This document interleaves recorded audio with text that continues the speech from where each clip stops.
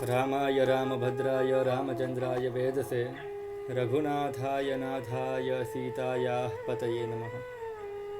राम रामाय नमः। एक प्रश्न है कि सर्वसामान्य बात है कि स्वर्ण का मृग का होना असंभव है, तो राम भगवान ऐसी भूल कैसे कर सकते हैं? अलग अलग विद्वानों ने अपने अपने मत रखे हैं इस प्रश्न को लेकर। अभी थोड़े दिन पहले मैं पुंडरीक गोस्वामी जी महाराज को सुन रहा था, बड़ा अच्छा पक्ष रखा है उसने कि ऐसा नहीं है कि राम को पता नहीं था कि स्वर्ण का हरण का होना संभव नहीं है। असंभवम हेम मृगस्य जन्म, हेमस्य स्वर्णस्य मृगस्य जन्म असंभव है।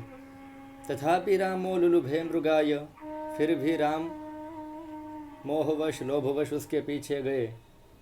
तो यह उसको पता था कि स्वर्ण का मृग का होना असंभव है। ये प्रश्न श्रीमद् वाल्मीकि रामायण का है, लेकिन इसका जवाब आपको किसी भी रामायण में नहीं मिलेगा। इसका जवाब मिलेगा श्रीमद् भागवत में।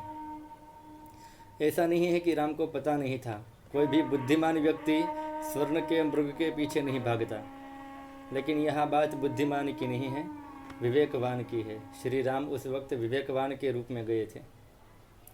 श्रीमद् भागवत में आया है तैतैव सीतमन्वधावत। देखो, सीता जी ने कभी राम के पास कभी कुछ मांगा नहीं है।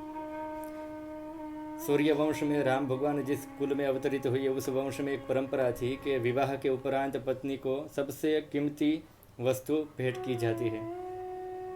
तो उस कीमती भेंट के रूप में भी राम भगवान ने क्या दिया है सीता को, आपको वाल्मीकि रामायण में ये पढ़ने को मिलेगा कि राम भगवान कहते हैं भगवती सीता को कि मैं आपको कोई भौतिक वस्तु नहीं दूंगा। लोग राज्य दे देते हैं, गांव दे देते हैं, स्वर्ण देते हैं, रत्न आदि देते हैं। राम भगवान कहते हैं मैं आपको कोई भौतिक चीज़ नहीं दूंगा जो नष्ट हो जाएगी। मैं आपको आज से वचन देता हूँ कि एक पत्नी व्रतधरः भविष्यामि न संशयः। मैं जब तक जीऊँगा तब तक आपके अलावा किसी भी पर स्त्री में आसक्त नहीं होऊंगा, किसी स्त्री पर दृष्टि नहीं डालूंगा। एक पत्नी व्रतधरः, आपके अलावा और कोई मेरी भार्या मेरी पत्नी बन नहीं सकेगी, ये वचन दिया था।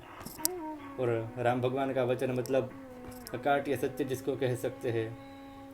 ये बात हम सब जानते हैं कि रघुकुल रीति सदा चली आई, प्राण जाय पर वचन न जाई।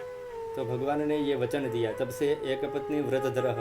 भगवान ने दूसरे विवाह नहीं किया, वरना उस वक्त ये पाप नहीं था कि क्षत्रिय के लिए राजा दशरथ की 300 से ज़्यादा पत्नियां थी, ये धर्म था। लेकिन राम भगवान ने कहा कि आपके अलावा और कोई मेरी पत्नी नहीं होगी, ये वचन दिया था। लेकिन बात यहाँ पर यह है कि भौतिक चीज़ आज तक सीता जी ने कभी मांगी नहीं, और राम भगवान ने कोई किसी चीज़ ज़्यादा कीमती या हो वो दी नहीं। तो पहली बार भगवती सीता ने कुछ मांगा था, तो ये राम भगवान जानते हुए भी कि स्वर्ण का मृग का होना असंभव है, राम भगवान गए।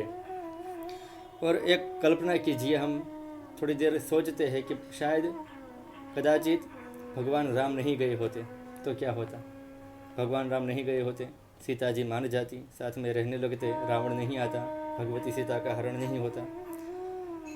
तो ये हो सकता है कि भगवान अगर नहीं जाते तो सीता और राम के दैहिक वियोग संभव नहीं होता। दैहिक दूरी जो है, जो हुई वो नहीं होती, लेकिन मानसिक दूरी हो जाती। हरण जो होता है वो दैहिक दूरी होता है।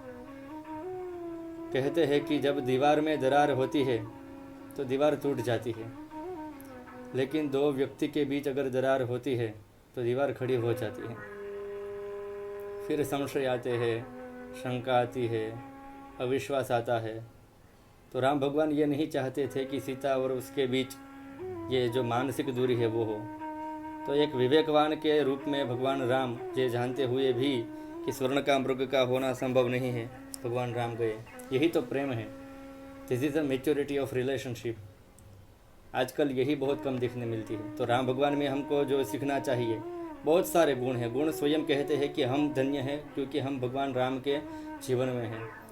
तो अलग अलग चीज़ें सीखनी चाहिए। उसमें से एक आज ये भगवान राम से सीख सकते हैं कि ये जानते हुए भी कि सामने वाला गलत है, हम सही है, लेकिन जिद ना करके कभी कभी पराजय संबंध को बनाए रखती है। तो वैसी पराजय अच्छी होती है।